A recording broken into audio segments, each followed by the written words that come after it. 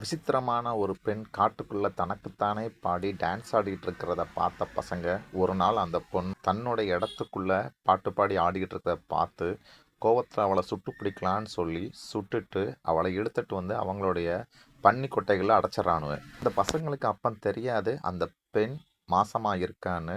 Night அந்த பெண்ணை பார்க்கலான்னு சொல்லி அந்த பன்னி கொட்டைக்குள்ள போறாங்க. பார்க்கவே பயங்கரமான ஒரு குழந்தைய பெத்தெடுக்கிறா.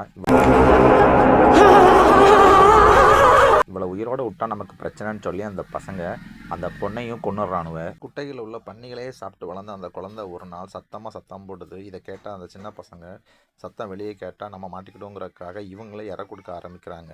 தனக்கு இற கொடுக்கறனால அந்த விசித்திர குழந்தையும் இந்த பசங்களுக்கு சாகாத வரத்தை கொடுக்கு. இதை புரிஞ்சுக்கிட்ட அந்த பசங்க வாலிப வயசில் தனக்கு பிடிச்ச பெண்களை லவ் பண்ணுறேன்னு சொல்லி அந்த காட்டுக்குள்ள உள்ள பங்களா கொண்டு வந்து வாழ்கிறாங்க. எப்பெல்லாம் இந்த பிராணி பசின்னு கத்துதோ அப்போல்லாம் அந்த பெண்களை கொண்டு அந்த பிராணிக்கு இறையா கொடுத்துட்றானுவ.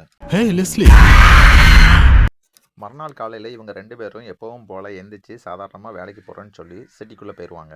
ஆனால் அந்த பன்னிக்குட்டைக்குள்ளே அனுப்பின பொண்ணு மட்டும் வெளியே வரவே மாட்டாங்க. இதையே அவங்க 2 பேரும் 200 வருஷம் தொடர்ந்து பண்ணிக்கிட்டு இருந்தாங்க.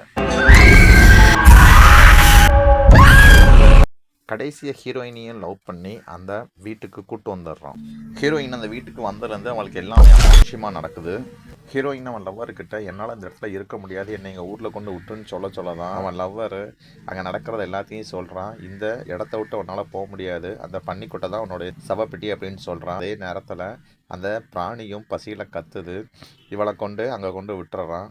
எப்பவும் போல் மறுநாள் காலையில் ஹீரோ எந்திக்க சொல்ல ஒரு ட்விஸ்ட்டாக அவனுக்கு 200 வயசுக்கான அந்த முதுமையோடு அவன் எந்திக்கான்.